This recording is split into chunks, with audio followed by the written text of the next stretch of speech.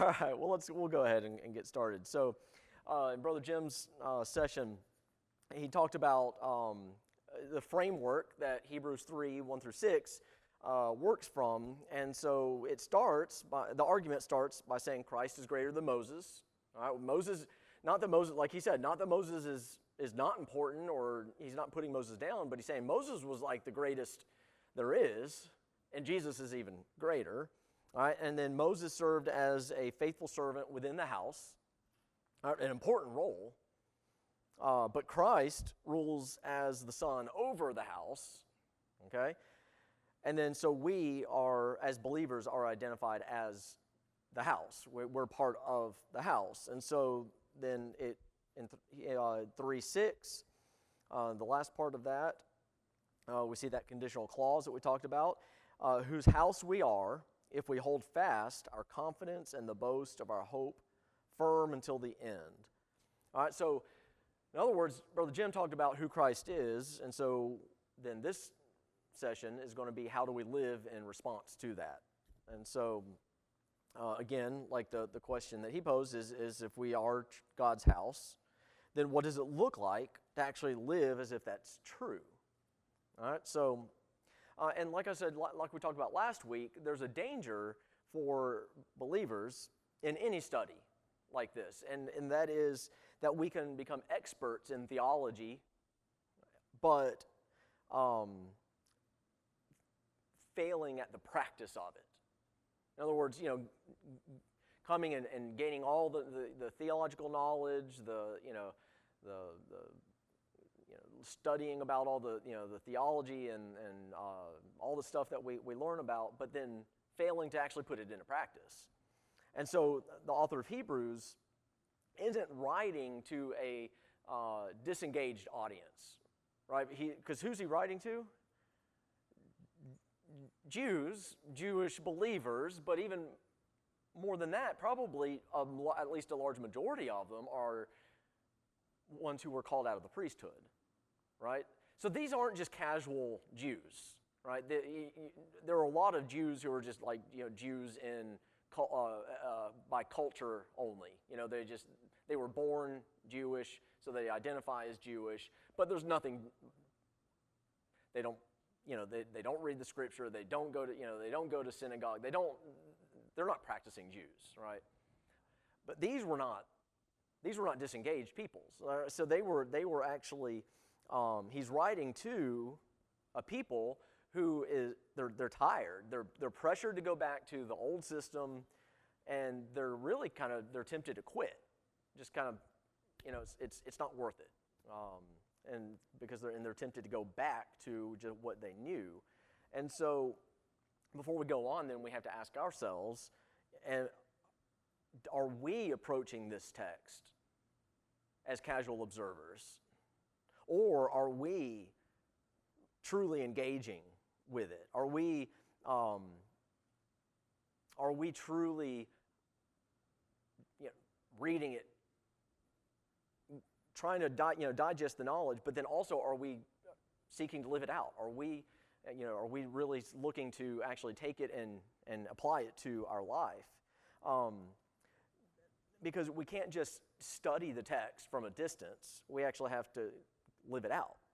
And so, again, we'll talk about the phrase holding fast and what it actually says, because like Brother Jim mentioned, the verb there, the Greek verb, is to grip firmly, to hold on to, or to retain possession of. All right, so it's not just taking a hold of. I mean, this is something that, it's to grip firmly with the purpose of taking possession of it. If you want to take, if I just reach out and grab your hand like to shake your hand, you want a good firm handshake, right? But then, like, as soon as it's over, you're both kind of letting go. But if I want to take hold of something, if you've got something that I want and I want to take hold of it, am I just going to kind of grab it to where I'm just going to kind of let go? No, I'm going to actually go and take hold of it, grab it with the intent of not letting it go. I want to take possession of that. All right, so it's not just a gentle kind of grab. It's deliberate. I think the word you used was disciplined, so I wrote the word intentional. Same kind of the same kind of the same. It's deliberate, it's intentional, it's disciplined. So it would actually be a word that would be used for a soldier holding a position while under attack.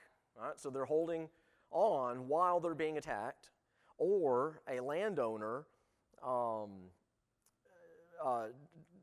maintaining a claim over contested property. Like, they're saying, okay, this is my property. Well, no, this is my property. I'm holding on to that. I'm holding firm to it. All right? Or a ship's captain holding his course against a storm. All right? So we're going back to kind of the boating analogy that we've been using all through this study. If you're a captain of a ship, you're in the middle of a storm. Are you just kind of kicking back, on the steering or the wheel of the ship, kind of like, kind of casually? Yeah, right. Yeah, I mean, you're gripping it with both hands, and you're intently looking at what's before you. It's not a casual thing. All right. So again, this is intentional. No language in the Bible is accidental. All right. It's intentional, and so he's not talking about something that's passive. It is something that is active and costly. It takes he's talking about perseverance. All right. So what is being held fast? So he talks about two objects of this grip. All right. And the first is confidence. All right. So again, let's just read. So it says, "But Christ was faithful as a son over this household, and we are that household if we hold on to," there's that word, "our confidence and the hope in which we boast." All right, so the confidence.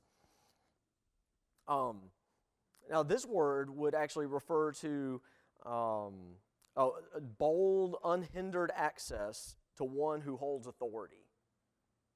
Okay? Or the assurance of one standing before God.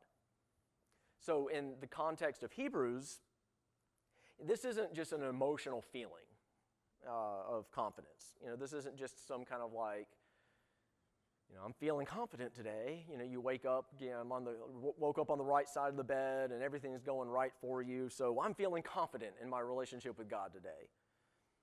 It's actually more of just an understanding or of anchoring yourself in the knowledge of standing before God, not based on your performance, but based on who He is as our high priest. He's the one who holds us, like Brother Jim was talking about earlier. We don't hold on to Him. Now we do. We can hold on to Him, but who's really doing the holding? He's really doing the holding, right? Because there are some times where we get tired and we let go. And if it were up to us holding on to God, when we let go, we'd fall. But thank God He holds on to us so that when we let go, He's still holding on and we don't fall. And when I say fall, like I'm imagining, like I used to go rock climbing a bunch. And so I'm just imagining, being on the edge of a cliff and holding on as tight as you can. But then eventually, you're going to get tired and you let go. But God's right there holding on to you, keep you from falling. And so, we hold fast to our confidence, and we also hold fast to the boast of our hope. All right, he says, Christ was faithful as a son over his household, and we are that household if we hold on to our confidence and the hope in which we boast. All right, so this refers to,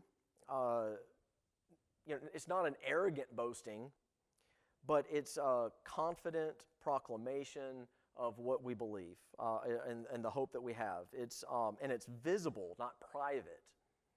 And so when you put these two things together, these two objects, it actually shows us something very important, and that's that holding fast isn't just something that we do inwardly. It's something that we do as outwardly, we see it in a communal act, meaning together as believers. Because look at what the text doesn't say. or it says, what the text does say is that we're holding fast. It doesn't say that we're holding fast to our feelings or our performance or our record or our consistency. It says that we're holding fast to confidence. All right, so, but what is that confidence in? Is it in ourselves? No, we've established that already. It's in who Christ is and what He's done. And so we're holding on to Him, and it's also not earned. It's not something that, we have, if we earned God holding on to us. Now, why does God hold on to us? Right. Because of our trust in Him, right? Yeah, but it's not because of anything that we've done. We didn't earn it. We didn't deserve it. But yet He gave it to us freely, and He holds on to us. And so, when we struggle, and we all struggle, right? None of us go through life without struggling, or if you're just or tired, or when we feel like our grip is slipping, like just imagine you're trying your best to hold on to God, and you can feel that grip just starting to kind of loosen, and you start to let go. Just remember that what he's saying here is not to try to grip harder, as if it's up to us, through our own power, or our own willpower. But it's to return to what we already know is true, and that is that we have confident access to God through the Son, who rules over the house. All right, so, and that isn't taken away from us. It's not revoked. It hasn't been lost. And so holding fast isn't,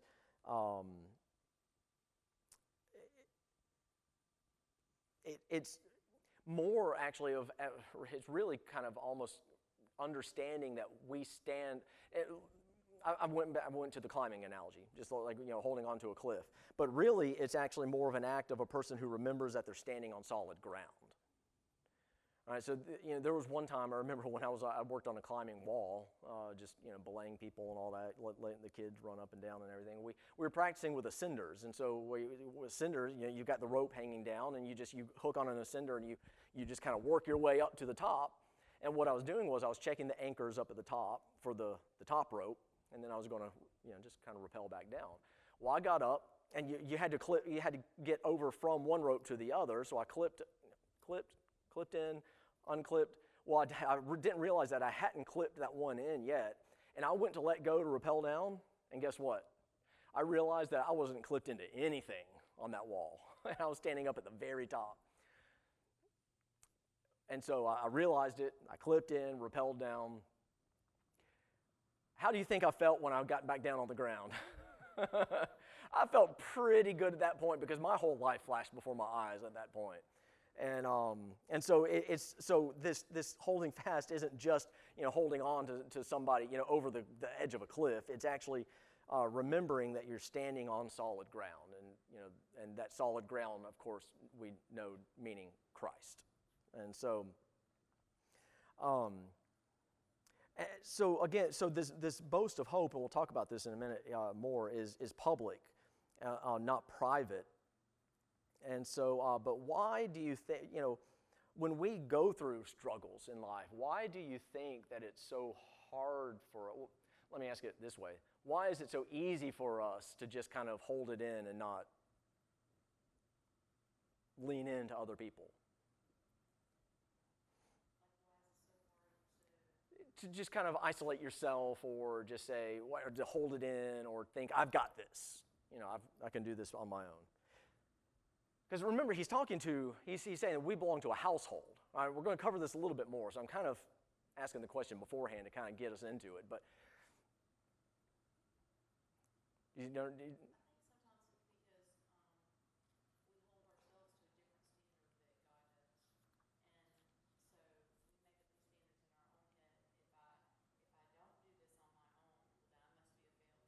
yeah, right.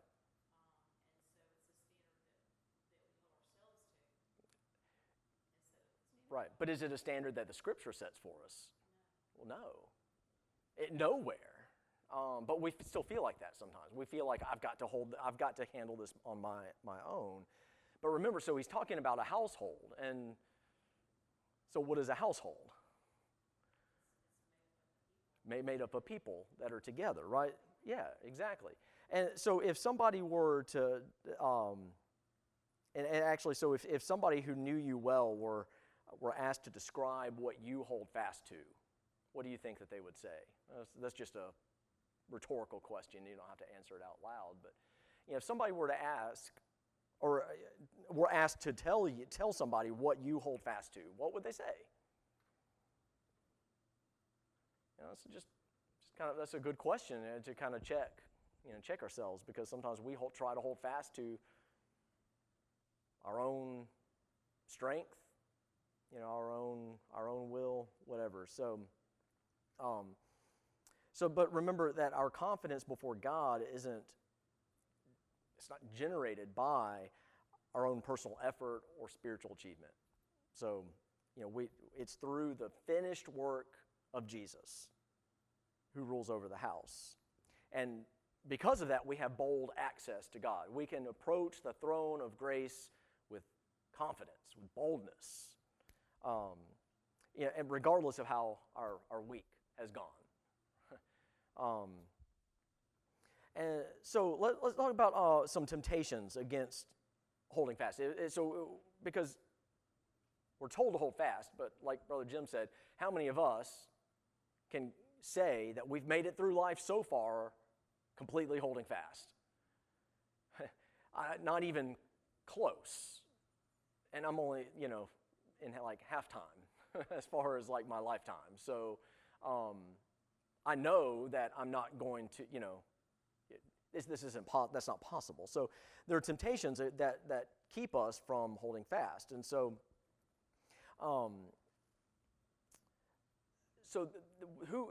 the audience that he's writing to wasn't failing because of their ignorance,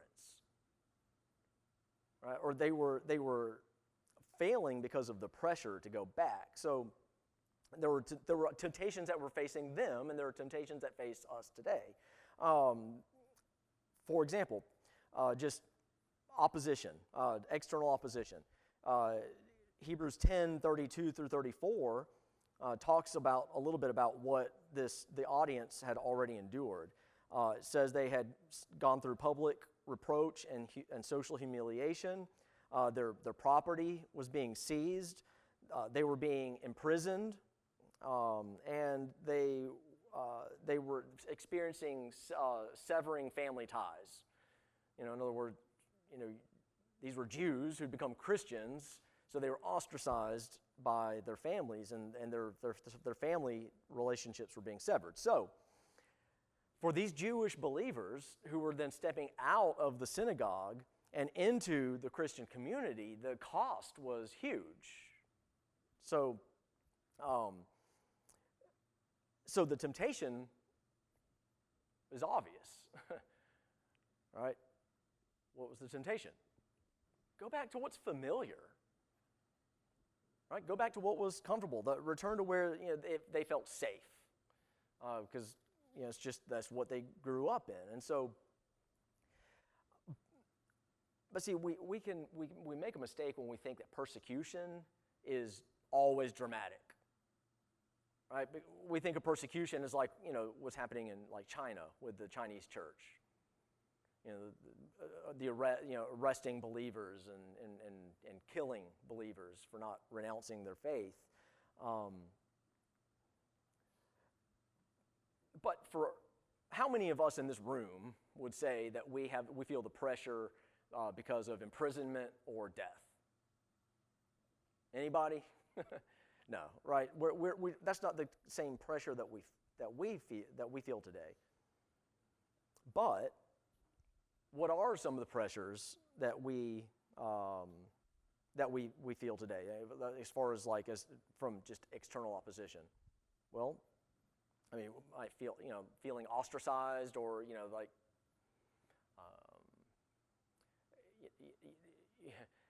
people will say something like, we've all heard this, well, don't be holier than thou. What are they trying to say?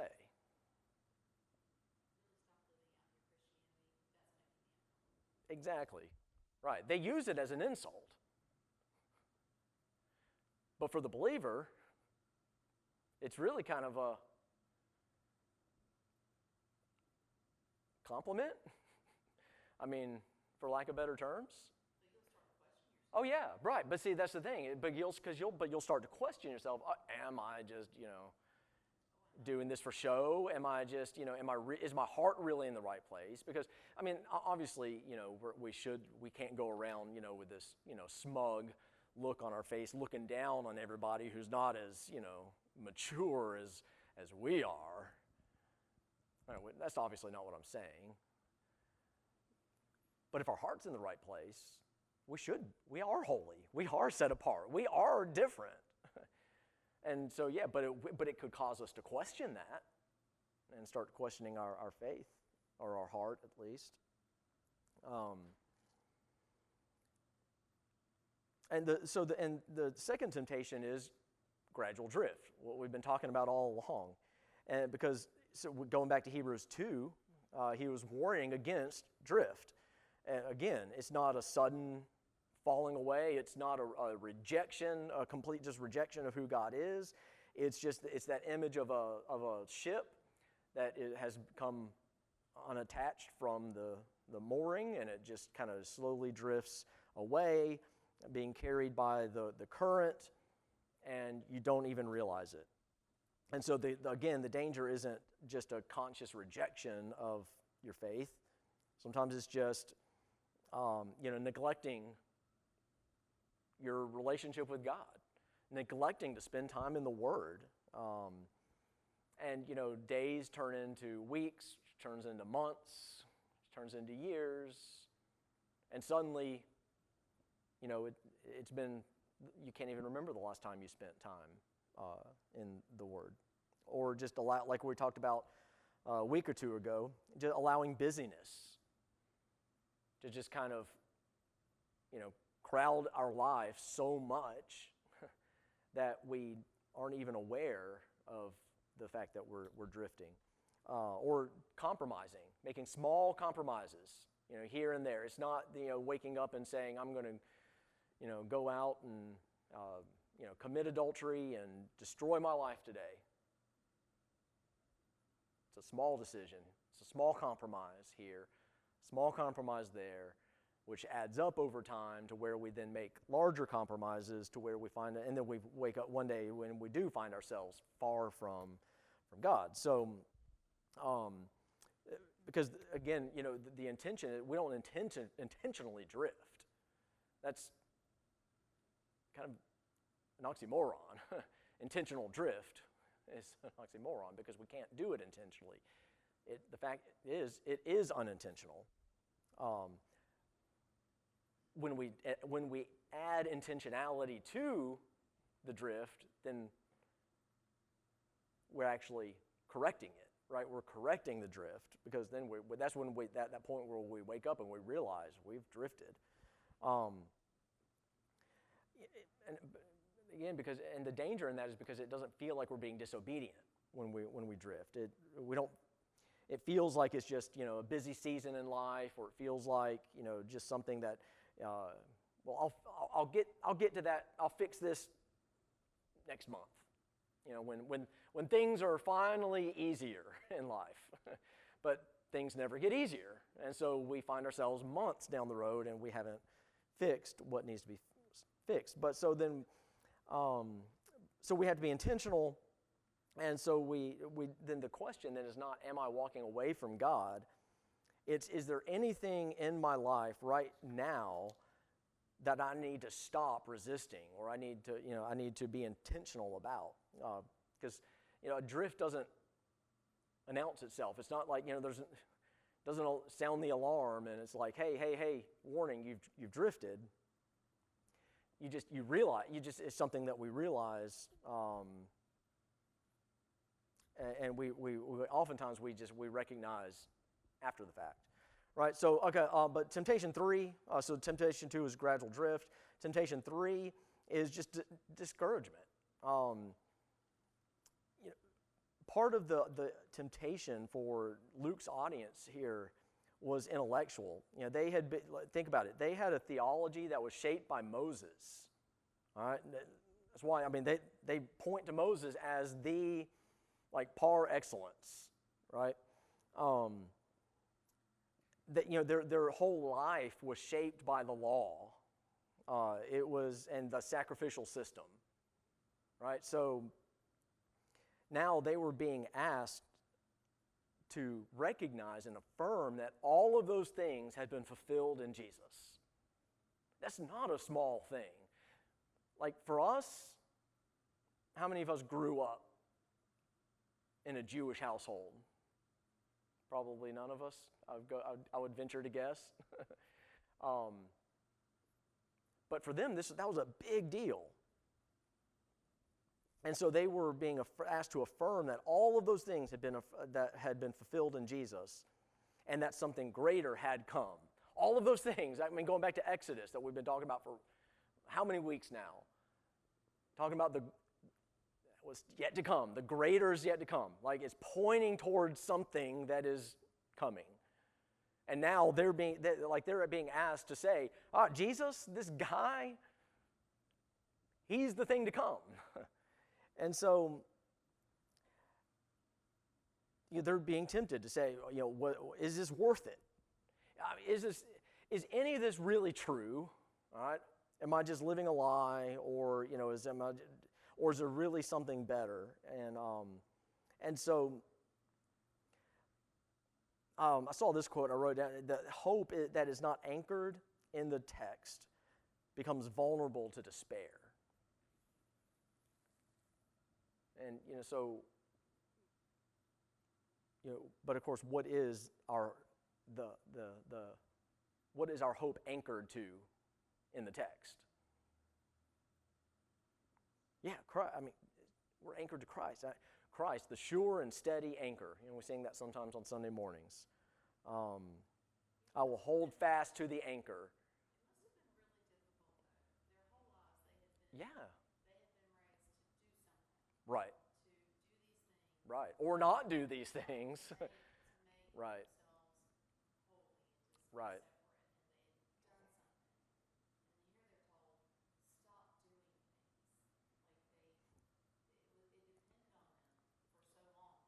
Yeah.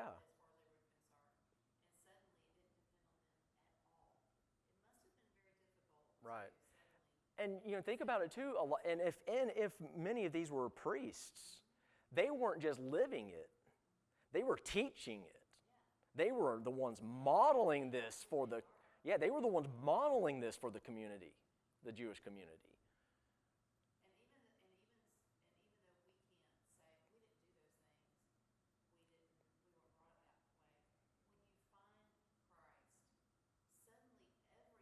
Everything. Right. Right.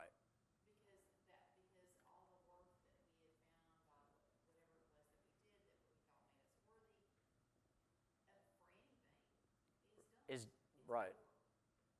Yeah. Yeah. Oh yeah. Right. It might not be, you know, the Jewish priesthood, but it's something that we had to give up. Yeah. Right. And so it's tempting to go back to that what was comfortable, what is safe, right?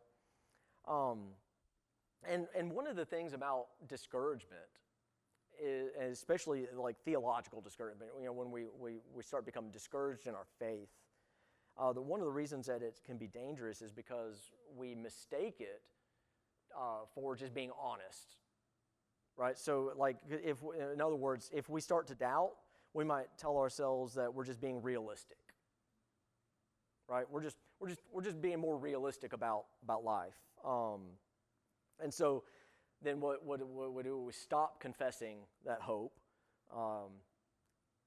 thinking that we're maturing and we're thinking that we're growing, and then we withdraw from the community of believers and just think, well, yeah, I'm just showing my independence. But what would the author of Hebrews say about that? Would he say that that's a sign that you're maturing? No. Right, exactly. I would say that he's arguing that the object of your hope, the thing that you're holding on to, is the wrong object. And so, and it's not a sign that the gospel's failing, right? So it's actually just a sign that we're being tested, and we have to place our faith and hope in Jesus. Yeah, right. It's actually the gospel prevailing. Exactly. So,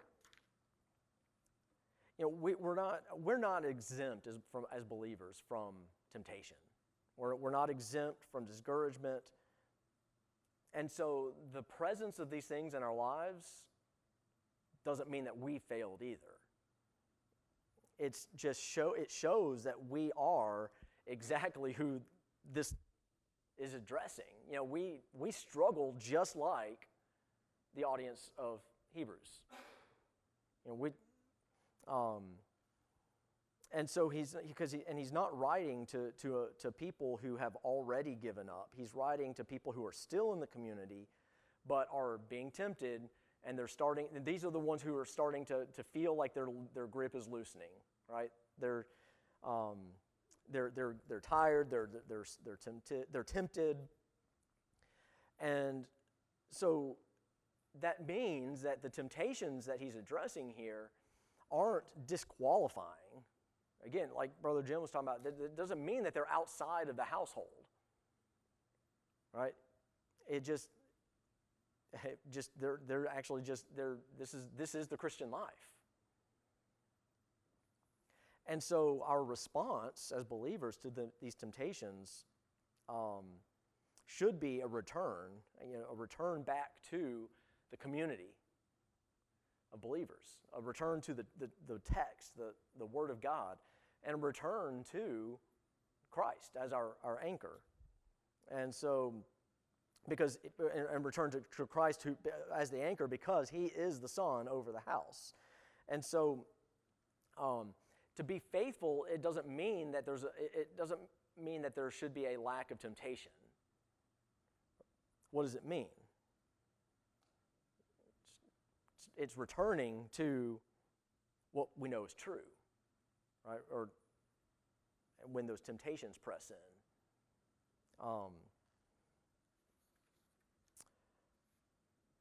So let's see. Let's get to the household. This household analogy, because he uses that analogy for a reason. Again, because nothing in Scripture, no words of Scripture are random.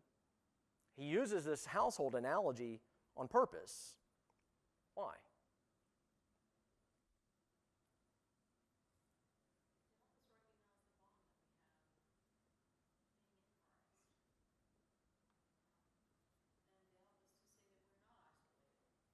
Yeah.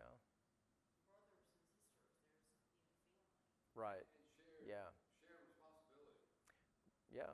If you're in the house with someone, somebody washes the dishes, somebody Right. vacuums, somebody folds the clothes, somebody does it. You got your job. And if somebody doesn't do their job, it affects the entire household. Yeah. And there's got to be somebody there to correct, encourage, exhort, whatever word you want to use to get them back on track so the household can be healthy and function. Yep. So I think it shows a relationship and a responsibility Yeah. as well. Yeah. So yes, I mean, so there's our roles in the house. There's the relationships in the house, and then also there's an identity of belonging to a house, right? Don't forget who you are or whose you are. If you ever had parents who would tell you that, what are they telling you when you walked out the door? Don't forget who you are and whose you are. What are they telling you? Yeah, you got a name to uphold, right? And so, but more than that is, to me, it's like remember who you belong to, your identity. And so, this household analogy also addresses our identity as believers. And so when he says whose house we are, the pronoun here is plural. It's not whose house you are. It's whose house we are, right? And so this isn't about individuals. It's a statement about us as a people, people meaning the people of God, obviously. And so, one of the things about, especially Western culture, and we've talked a lot about this, is Western, I think it is a Western cultural thing that has kind of affected the way that we do church, and that's individualism. How do you see individualism manifested in the church today? What do y'all think? Can y'all think of anything off the top of your head? Yeah. How do you see individualism playing out in the church? I'll tell you one thing, and these seem like minor things, and I'm not knocking churches that do this, but churches who dim the lights during worship. Why do they do that? Because it's all about me. I want to minimize all the distractions around me. What are the distractions around me? The people of God, right? Like, we want to take our focus off of each other and put it on me and what I'm getting out of the service and my relationship with God, right? Music that's so loud that you can't even hear yourself sing. Why? Again, it's because it's individual. I don't want to hear the other people around me singing. This is between me and God. Right? Have you ever thought about that? And we've talked. I know I've mentioned this before, probably, but it is. It's true because we. And so then, what is the natural outcome of things that churches do like that? Okay, the lights and the fog and all that stuff. What does it end up doing? What is the logical conclusion of that? Yeah, we become just a church that's made up of individuals. And I think another thing, in almost every church, Baptist, I'm going to talk about Baptist because that's what we are. Yep. We'll ask ourselves or others the question, what did you get out of church? Yeah. That's almost backwards. Right. I mean, I'm not saying you shouldn't be fed. Sure. Yeah. Right. But it almost should be, what did you give in worship today? Because worship isn't for us. We're not the object of worship. We're not the point of worship is to worship God, right? So, anyway, so in other words, though, the church is not a group of individuals. It is the household of God, right? It is God's people living together in community with each other, and it's a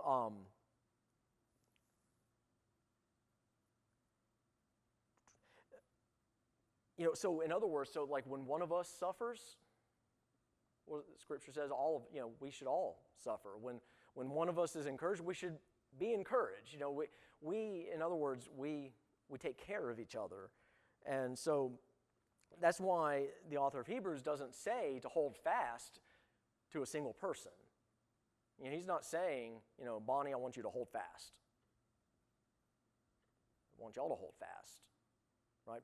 So what does that imply? We're holding fast together, right? So when one of us starts to suffer, starts to let go, it's kind of like the idea of Moses. They go up and they hold Moses' hands up, right? And we hold each other up. Yeah, right. Yeah. Right. Yep. So faithfulness according to this verse is shared. In other words, so because we can't hold fast alone. Look at what follows in chapter 3. So verse 12, he says, "Take care, brothers." Brothers, plural. There's a mutual responsibility and accountability. Verse 13, "Encourage one another daily." All right, again, so there's can you encourage each other daily if you're not a part of, if you're not engaged in the house? No. And then looking forward to chapter 10, starting in verse 24, he says, "Stir one another up toward love and good works." All right? Can I stir myself up to love and good works? I mean, I can, right? But the point is that we should be stirring each other up. He says, "Stir one another up toward love and good works." So it's a plural thing. He's addressing the household. And so,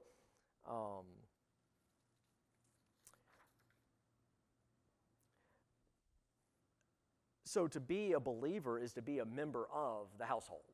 That's important for us to remember, because we're not just identifying with each other as, okay, like as Baptists, we believe these certain things. It's not just a shared conviction. We are part of the same household. We're brothers and sisters. And so then to isolate ourselves from the household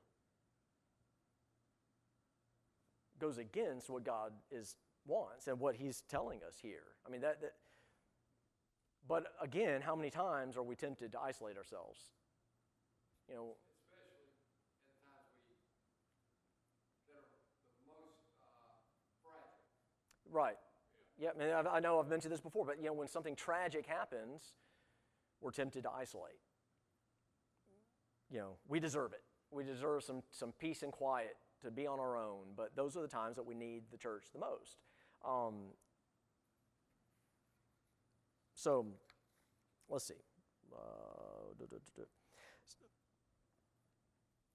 So then, if Christ is Son over the house, and we're that house, then what does living actually look like? All right, let's get around to that. So, one is attention to the Word of God. In chapter 3, the very first thing that he says is to fix, "Therefore, holy brothers and sisters who share in a heavenly calling, consider Jesus, the apostle and high priest of our confession. He was faithful." Let's see, wait a minute, where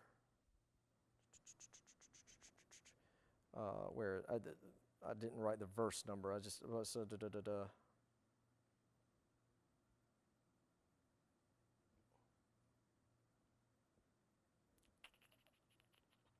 Anyway, well, I didn't write the verse number. But when he said, the first command is for us to fix our attention carefully, to observe with sustained focus, going back to that word that we talked about before.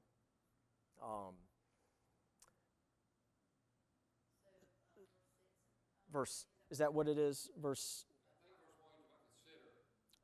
Yeah. No, yeah, I'm talking about consider. Yeah, Jesus, yeah. Going back to the word, and that's why I was recognizing, because Brother Jim mentioned it earlier. I didn't mention it earlier. I was getting confused there. So, right, yeah, verse 1.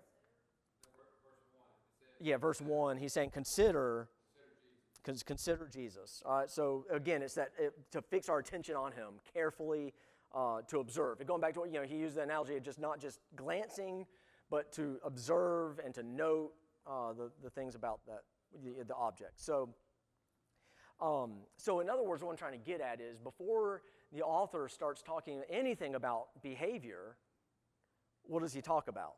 Or what does he call for? He calls for our attention, right? It's for us to give sustained, deliberate, disciplined attention to who Jesus is. And because this is the foundation for all of our faithfulness. There's all the faithfulness that he's going to talk about, and holding on to that faith is rooted in Jesus and who He is. So we can't hold fast to something that we're not beholding. We can't hold fast to something that we're not paying careful attention to.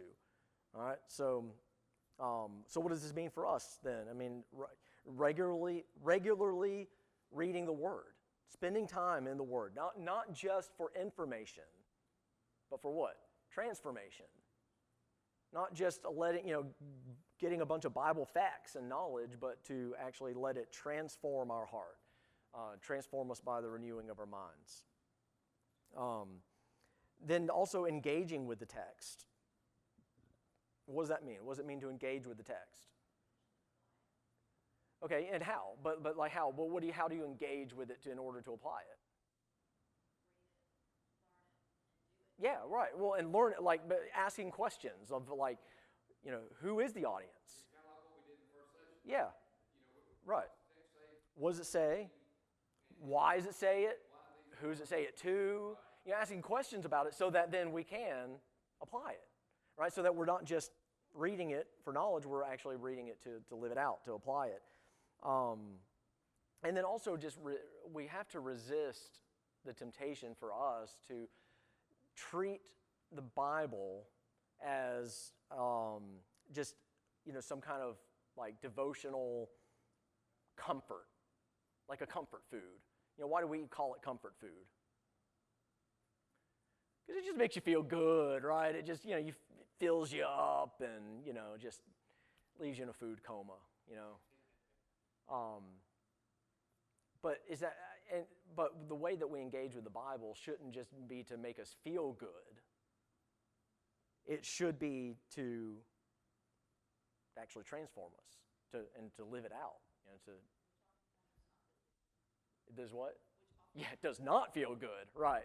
Sometimes it feels very painful to actually live it out, because the word is going to address the issues of our heart, like a surgeon, going in with a scalpel.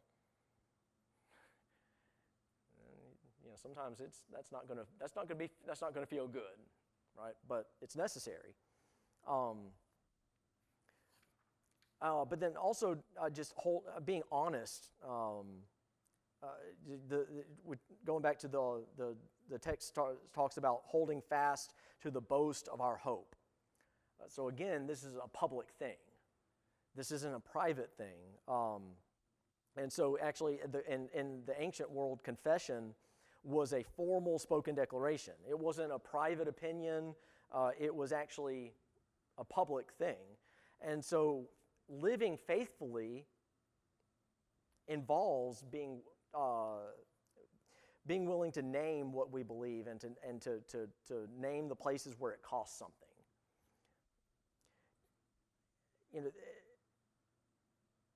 So in other words, our lives, our spoken life should match our confession, our confessed identity. In other words, who we say we are, we should be willing to speak that. So just think about this question real quick. If the people in your life who are not followers of Christ were to describe your convictions based only on what they have heard you say, what would they say about you? Not just what you believe in theory, but what you have actually said, what you verbalized. Because for a lot of people, there's a gap between what they, the hope that they hold privately and the hope they confess publicly. But I think the author of Hebrews here would actually say that is the beginning of drift.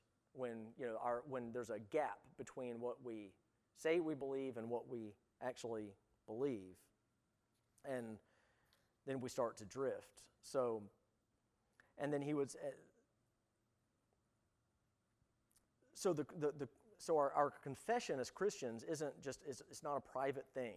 It's not an individualized thing. Like going back to what we talked about a minute ago with the church and this focus on the individual. It's that boast of hope that he talks about is just by definition, by nature, it is a declaration, a public declaration made in the presence of others. And so, in other words, we are to be people who are not afraid to confess to each other and hold each other accountable and to love each other toward, whether it be correcting drift or whether it be just to encourage each other, to hold fast to the hope. We can't just conceal those things in order, hoping that they'll go away or things will get better. We have to hold each other accountable and encourage each other toward that, or toward restoration. And then just lastly, really quick, is spending time in the household. All right, so that's being honest with our confession of hope, but then also being regularly engaging in the household. So Hebrews 10:25 says, not neglecting to meet together, as is the habit of some, but encouraging one another, and all the more as you see the day drawing near. All right, so the household that he's talking about here in Hebrews, is it just a place that we go visit?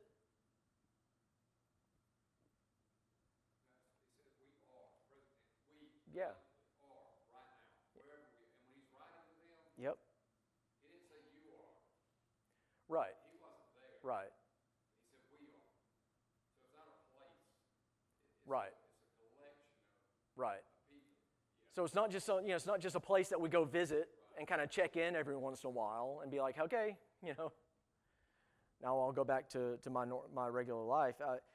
It means holding fast means being present in the household, even when it's inconvenient. Relationships in the household can get pretty messy sometimes, right? I mean, our family relationships messy. Yeah, absolutely. Right? But when things get messy, do we just abandon each other as family? When things get messy in your family, do y'all just abandon each other? Why not? Because you're family, right? You're committed to each other.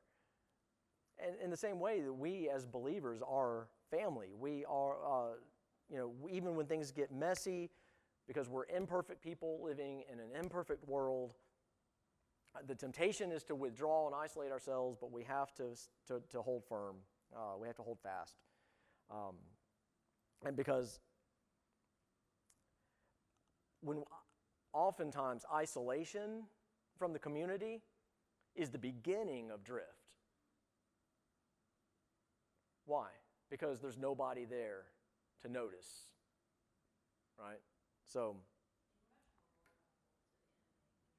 oh yeah, absolutely. Yeah. Yeah. I mean, why do you think that Satan tempted Jesus after spending 40 days of fasting in the wilderness alone? He was weak and he was isolated. This goes back to church history. The hermits. Yeah. They thought that was a good thing. I'll get away from the world. Right. I'll go in a cave by myself. I'll study the Word. Nothing's going to affect me. And the truth of the matter is, those people usually not only will destroy themselves, but they did nothing to spread Right. the kingdom. Right. They did nothing nothing to contribute to the gospel or the expansion of the kingdom. So anytime we see those, and people brag on those as being devoted Christians. Right. To what though? Yeah, the zeal was there. Right. The discipline was there. But the truth wasn't. Right. And so the author in Hebrews doesn't say don't neglect meeting together when it's spiritually enriching. When you got something out of it, or when you feel like you're being fed, or you feel like you're, what he says, do not neglect it. Full stop, period. Like that's it. There's no condition on that. And so, what does that mean for us then? Well, even on the Sundays when we feel like we, maybe we feel like we left no different than when we arrived. Or when things get a little messy in the church, do we give up on it? Oh. And you really have no right to. Christ died. Yeah, for the church. In fact, I remember, I can't remember who said this, but it was a professor who was telling a story about, he was at a conference or something, and he came up on this group of pastors who were complaining about their churches. My church, grumbling, complaining, like talking about like all the problems in their churches and everything. And that professor came up to that group of pastors and said, Christ died for the churches that y'all are complaining about. And I think the person who told that story might have been one of the pastors. And he said, that changed the way he talked about it forever. Because Christ died for that, for that church. No church is perfect. And to also remember Right. that wherever we are, we're still brothers and sisters. Whether Right. I'm at the hospital or Cleveland's in the field, Right. Yep. it's still connected to us. Yeah. We're still family. Yep. And when the church comes together corporately to worship, something happens that can't happen with any other group. No family reunion, no class reunion, no public gathering, no concert, something happens when we come together as believers to worship as the family of God. And it can't happen in the deer stand or No, yep, right, yeah. I can worship on the golf course or the deer stand just as much as I can in church. Well, yes, you can worship alone, but you're missing out on something far better. It's like watching, I've told y'all, I know we're running up on time, but how, when we lived up in New York, we didn't have a fireplace. The kids missed having a fireplace, and so we'd pull up on Netflix, and there's a fireplace video it's just a looping fireplace. And, the kids could swear they felt the warmth. But, it was probably just the warmth of the TV. But, you can watch a fireplace on Netflix, but are you getting anything from it? No, you miss the smells, you miss it had the sounds, but they're just fake. They're just coming through the speakers. And yeah, right. Yeah, you can't engage with it the same way when you're watching it on TV. And same thing, watching it on TV online or in the deer stand or on the golf course or whatever, you're missing out on something even greater, because what church is more than just a collection of individuals. It's the family coming together, right? So you miss out on that relationship. And so that's important, man. All of those things, that's how to go back to that original question, if we're God's house, what does it look like to actually live as though that's true? Well, part of it is to live in the house and to be part of the house and to hold each other accountable to living that out. All right, so that's all we got time for today.